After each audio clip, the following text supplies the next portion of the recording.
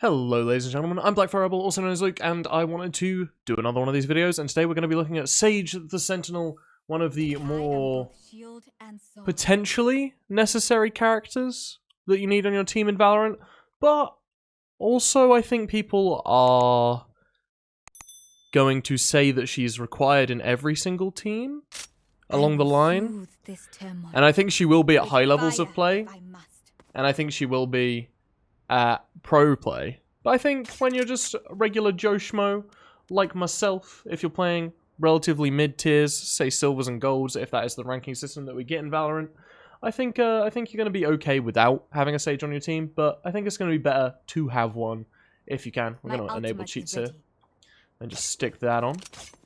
Alright, so one of the first abilities we want to look at is our first purchase ability, which is Barrier Orb.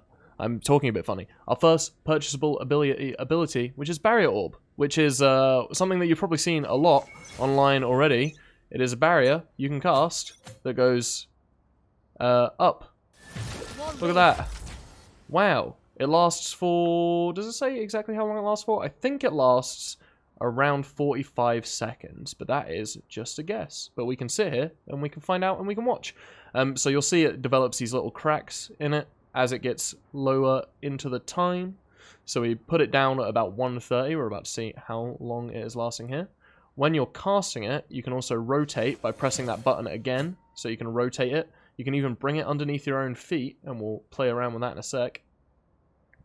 So it looks like it is about to break. It looks like it is going to take 30 seconds here.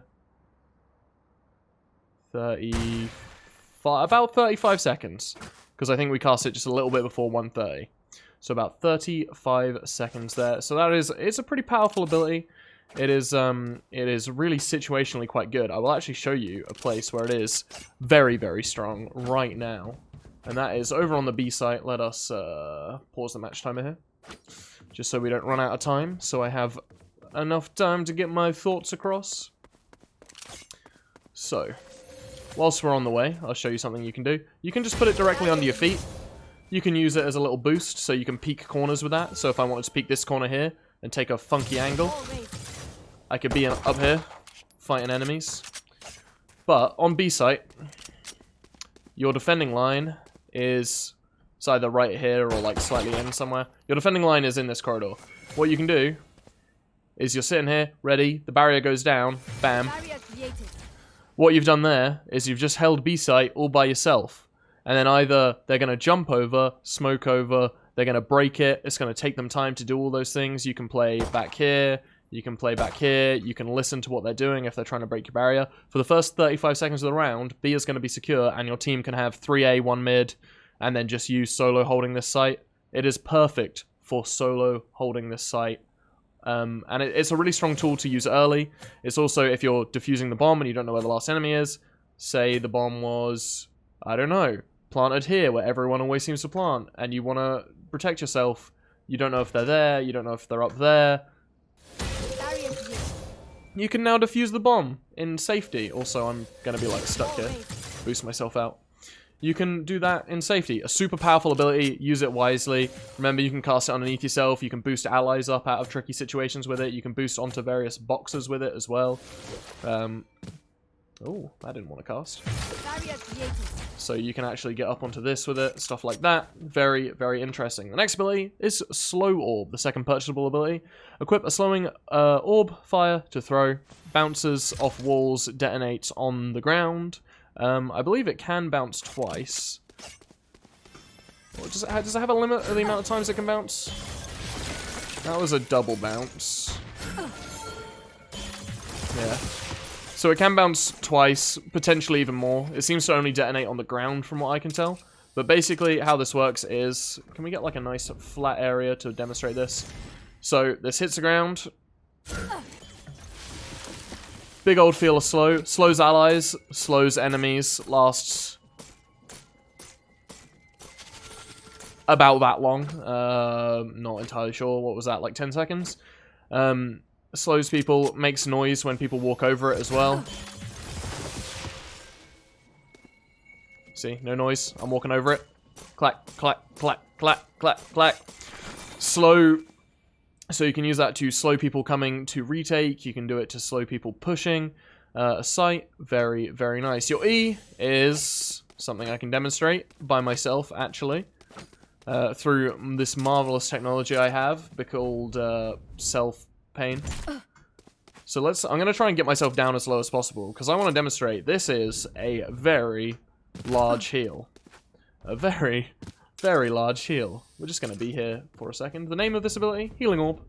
This is your innate ability. Your signature skill, I think it's supposed to be called. I've been calling them innate abilities, just, I don't know, because I'm weird. And this is on, I want to say, a 30-second cooldown after you use it, but we'll check that as soon as we use it in a sec. And this is a self-heal, or you can heal an ally that's nearby. So we're on 9 HP right now. So I can right-click to heal myself, or I can left-click to heal an ally that's within a reasonable range to me. I can't do it through walls, I have to have line of sight, and they have to be within, you know, a reasonable range, but they don't have to be right next to you. So if someone was hiding on the other side of, like, if someone was hiding right there, I could likely hit them with the heal. Well, definitely from here. So we're going to right-click to self-heal. So the cooldown on that is 35 seconds. And it is going to be 100 health healed. It doesn't give shields, armor. It doesn't give armor back at all, of course. But it does heal you to 100 HP, no matter what your HP is. And that is a 30-second cooldown. The last ability, Resurrection. Can you guess what it is? So you need to get 6 kills, I believe, for this one. Or is it 7? 1, 2, 3, 4, 5, 6, 7. I want to say it's 7 from my little count down there. So you need to get 7 kills, bomb plants, pick these things up, get killed, all of those things that give you the points towards your ultimate. And you need a dead ally, obviously, because it's called Resurrection. It does what it says on the tin, it brings someone back. But you do have to be standing pretty much directly on top of the body you want to bring back. It's not like our healing orb over here. You do have to be pretty much directly on top of them, you bring them back. And, you know, it can change a 3v2 to a 3v3. It can change a 3v2 to a 4v2. Really swing the odds in your favor. The player will come back on at pretty much max health. But the main thing you need to practice with Sage is these walls. And getting good at them and using them in creative places that you think is useful. You need to weigh up whether you think you need to hold a site by yourself with it, if you need to block an enemy's rotation off, if you need to use it in a potential retake or defusal situation, all good things like that. If you think, oh, I really want to peek an angle, this map especially, down towards a long over here, a main, a long, over this little gap where the two teams meet, you will almost always find either the defender Sage will be putting one here, the attacker Sage will be putting one here, there'll just be walls everywhere, they'll all just be doing stuff. You can also use it, you'll also see people do a lot of this peek to try and get a drop on people down there, or people holding the angle down here. You can shoot these, if I didn't mention that, you can shoot through these to make them break quicker.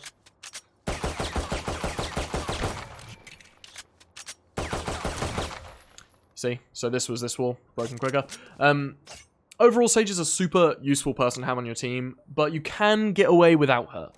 I think maybe that's a controversial opinion. I think a lot of people are going to be like, you need a Sage on every team for the Resurrection, but there's some good abilities out there. There's some good abilities, there's some powerful people. I don't think you necessarily need a healer and resurrector if you are good enough with your other abilities, but then again, like I said, potentially at higher tiers of play, she does become necessary to actually be competitive. But I wouldn't say, if you're playing on low tiers, I wouldn't say shout and rage at your teammates if they don't pick her, because you already locked in Phoenix, and you already know you're going to 30 bomb, and they didn't pick Sage, and they're not trying to help you with your 30 bomb. It's probably just don't get mad at them, you know? Just be chill, just be nice. Alright, that was my quick look at Sage. I hope that you enjoyed it. So practice with this one. It's all about practicing your bounces on your slow orb, getting it to bounce into the place you want and not doing whatever I just did, and then practicing getting quick with this, knowing how to quickly switch it using the which side you want quicker, working out how far away you can be to actually get on top of it if you want to get on top of it, all that good stuff. Assisting your allies, knowing when it's safe to res, knowing the ranges, knowing the cooldowns. It's pretty simple stuff, but it's pretty good stuff. And that, ladies and gentlemen, is Sage. I'm Black Fire Rebel, also known as Luke. I probably won't be live very much on my channel on Twitch this following week, but I will be doing more Valorant over there when I get free time. I'm working a lot at the moment due to the current crisis, but if you're interested in anything like that or any other games, I play a lot of different games. Valorant is just, you know, my latest flavor of the month. Please do check me out over there. Thank you so much for watching. I appreciate you. This was Sage. Let me know who else you want to see next.